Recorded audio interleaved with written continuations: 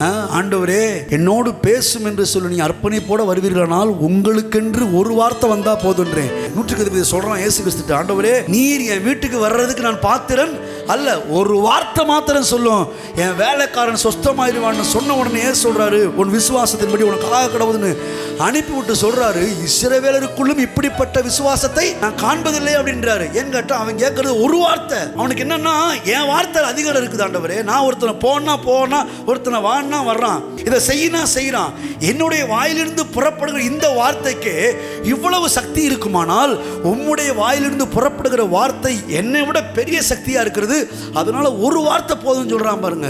நான் சொல்றேன், அப்படி போல நீங்க கவனமாய் கவனிக்கும் போது ஒரு வார்த்தை உங்களுக்கு கிடைச்சா போதும் உங்க தலையெழுத்தே மாறிவிடும், உங்கள் தலைமுறைகளே மாறிவிடும், வாழ்க்கை தரமே மாறிவிடுன்றேன். தேவ தயவு உங்க மேல இருக்கிறது, உங்க மேல இருக்கிறது.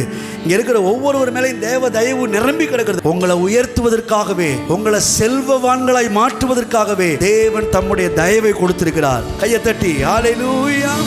உங்க தயவு பெரியதே, உங்க தயவு சிறந்ததே, உங்க தயவு என்னை சேதமின்றி பாதுகாக்குதே, ஒரு சேதமின்றி தலைமுறையாய் பாதுகாக்கு.